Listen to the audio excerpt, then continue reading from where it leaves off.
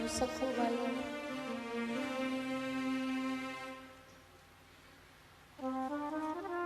यात्रा को चल रही और इधर मेरे गोविंद दिन रात मार खा रहे हैं और थोड़ा नहीं, पहले पति मारता है, फिर सास मारती, फिर ससुर गालियां देगा। लेकिन ठाकुर जी एक कुशल गृहिणी की तरह चुपचाप सुन रहे हैं। प्रेमियों ने जो बनाया बन गए, अरे प्रेमियों ने जो बनाया बन गए, प्रेम के बंधन में मोहन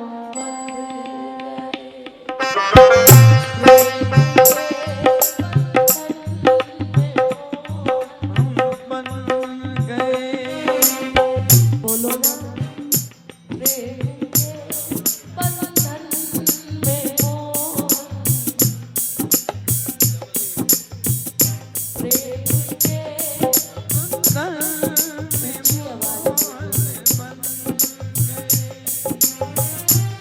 प्रेमियों ने जो बनाया बन गए, प्रेमियों ने जो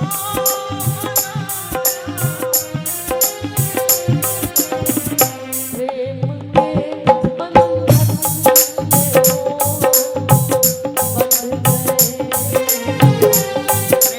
के बंधन में मोहन बन गए। जिसकी यारी से हम दूर भागते हैं, वास्तविकता में यारी तो वो निभाना जानता है। भीष्म पितामह ने प्रण ले लिया। दुर्योधन ने जब बहुत उकसाया कि भीष्म पितामह तुम कहने के लिए हमारे साथ हो, लेकिन तुम हमारे साथ होते हुए भी आज तक तुमने पांडवों का बाल भी बांका नहीं किया। इसका मतलब तुम सिर्फ तन से हमारे साथ हो, मन से तुम पांडवों के साथ ही हो।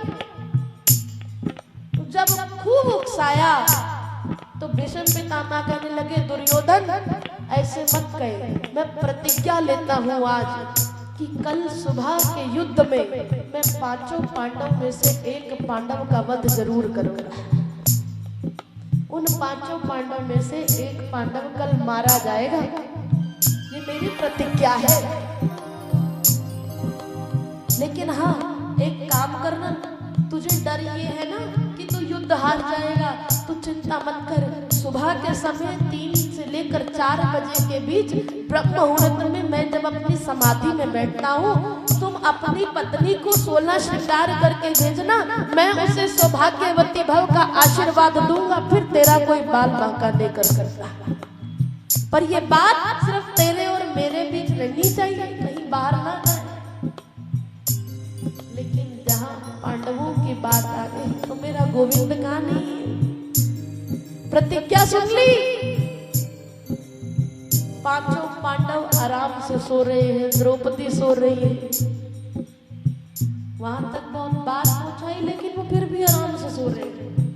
लेकिन ठाकुर जी उस रात सोए नहीं, इधर से उधर, उधर से इधर दौड़ रहे हैं, भाग रहे हैं। चैन नहीं पड़ा। हम तो बड़ी आसानी से कह देते ना, मेरा काम करने वाला गोविंद है। तुम तो कह देते हो वो तुम्हारे काम के लिए रात दिन एक कर देता है, तुम शांति से सो जाते हो। ठाकुर जी इधर से उधर भाग रहे हैं, चिंता में बैठे हैं जी, कल एक पांडव मारा जाएगा। जब बर्दाश्त नहीं हुआ, चुपचाप गए पांचों पांडवों के कक्ष में, द्रौपदी का पैर हिलाया, द्रौपदी खड़ी हो। बोले क्या हुआ, तूने सुना नहीं है? बाहर आ, बाहर लेकर गए। तुझे पता नहीं कि भीष्म पितामह ने क्या प्रतिज्ञा की है? क्या हुआ कृष्ण? उन्होंने प्रतिज्ञा की है कि कल तेरे पांचों पतियों में से एक पति मारा जाएगा और तू आराम से सो रही है। बोले मैं आराम से क्यों ना सोऊं?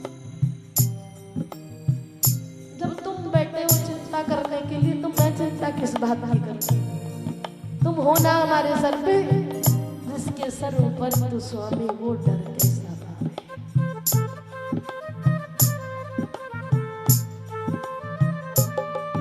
कहने लगे ठीक है फिर सुन, मैंने एक योजना बनाई है।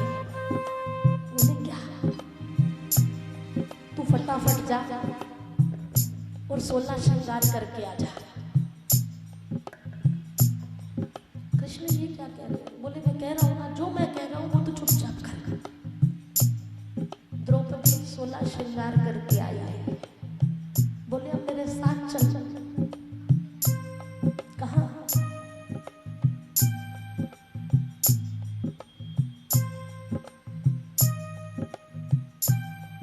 तूने मेरे साथ चलना है। घूंघट काट के भीष्म पितामह इस समय अपने कक्ष में समाधि में बैठे। तूने वहां जाते ही कुछ बोलना नहीं है, चुपचाप जाकर उनके चरणों में अपना मस्तक रख देना। और जब तक वो तुझे सौभाग्यवती भव का आशीर्वाद ना दे, तब तक तूने अपना सिर उठाना नहीं है। बोले ठीक है। द्रौपदी आई है 16 श्रृंगार करके। कहने लगे एक ओढ़नी मेरे लिए भी लेते आना। अब द्रौपदी आगे आगे चल रही है, पीछे पीछे ठाकुर जी चल रहे हैं। अब अचानक ना रात के सन्नाटे में उनकी जूतों की जुतियों की आवाज आने लगी। द्रौपदी ये क्या है? इसे तो भीष्म पितामह की समाधि टूट सकती है, उन्हें पता चल जाएगा। बोले तो क्या करूं? ठाकुर जी ने खुद अपने हाथों से द्रौपदी के पांव से जूतियां निकाल ली।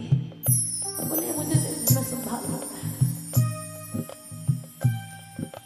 और भीष्म पितामह के कक्ष के बाहर जाकर कहने लगे अब तू अंदर जा, मैं बाहर खड़ा हूं तेरा इंतजार कर रहा हूं। जैसा समझाया है वैसा ही करना।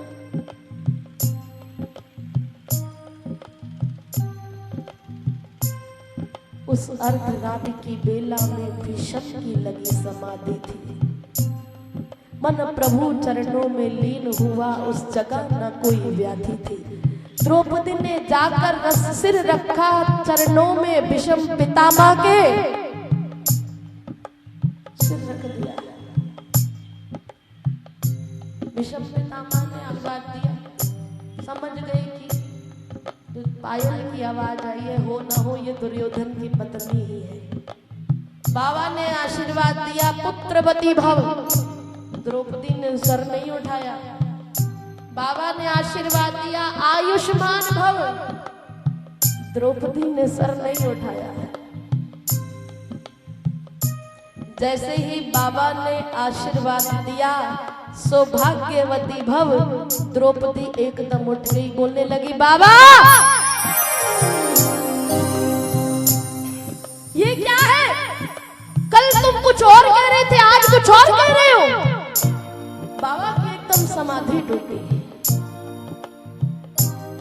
आशीर्वाद मुख से निकला सौभाग्यवती भव हो बेटी। तेरे हाथ की मेहंदी का ना रंग कभी छूटे बेटी। आशीर्वाद मैं देता हूँ, सिंदूर से मांग ना खाली हो, वर देता हूँ तू जा बेटी, वीर कुमारों वाली हो। इतना सुनकर द्रौपदी बोली बाबा ये क्या बतलाते हो? कल और आज कुछ और कहा, तुम सत्यवादी कहलाते हो। मेरे 5 पतियों में से यदि एक भी मारा जाएगा तो आशीर्वाद तेरा बाबा क्या झूठा नहीं कहलाएगा?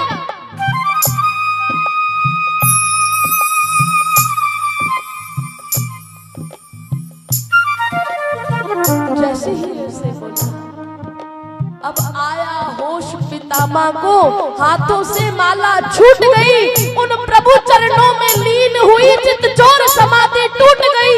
बोले बेटी तेरे प्रश्नों का उत्तर मैं पीछे दे पाऊंगा, तेरे सुहाग का निर्णय भी मैं पीछे ही कर पाऊंगा। ए तृप्त सुधा मेरी बेटी, कुल को पवित्र किया तूने, रक्षा तेरी करता होगा। ये विश्व रचाया है जिसने, तू बूढ़ा होने को आया। मन में सोच रहे हैं, मैं समझ गया तुझे यहाँ लाने वाला कौन है। कौन है तुझे यहाँ लाने वाला? तू ऐसे नहीं आ सकती।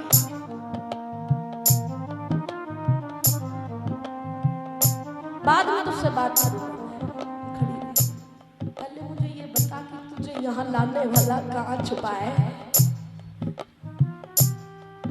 वो बूढ़ा होने को आया पर अब भी नहीं गई चोरी, नित नई रणनीतियां रचता है, तुझसे चोरी मुझसे चोरी। एक बात खटकती है मन में, हैरान है जिसने कर डाला, बतला बेटी वो कहाँ छुपा इस जगह तुझे लाने वाला। बाहर जाकर देखा तो जोड़ी का दृश्य निराला था, दासी का घूंघट ओढ़े वो खड़ा बांसुरी वाला था। आज क्या दृश्य है,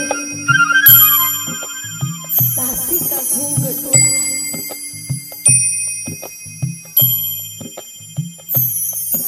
आकर चरणों से लिपट गए, छलिया छलने को आया है, अपनों की अपने भक्तों की रक्षा करने को दासी का रूप बनाया है। कहते हैं द्रौपदी के जूते पीताम्बर के थे कोने में, और मैं करुणा का भाव लिए फिर लगे पितामह रोने में। ए दुष्ट सुधा मेरी बेटी, अब विजय तुम्हारी है, जाओ अब विजय तुम्हारी है। पतियों का बाल न बाका हो, जब रक्षक कृष्ण मुरारी।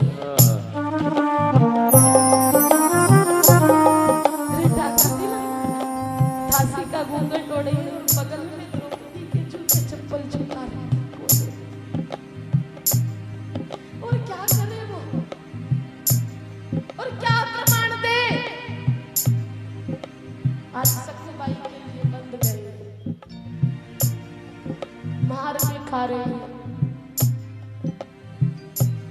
इधर सखुबाई गई है दर्शन करने।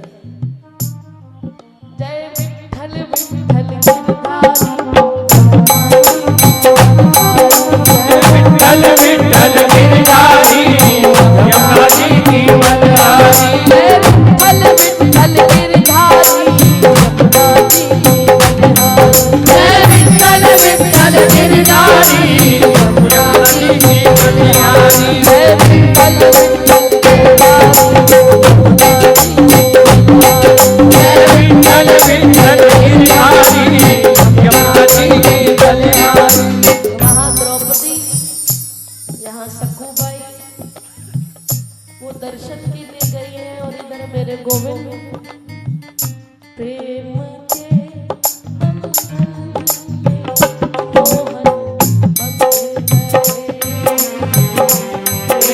सभी गाइए। बंधन में मोहन बन गए।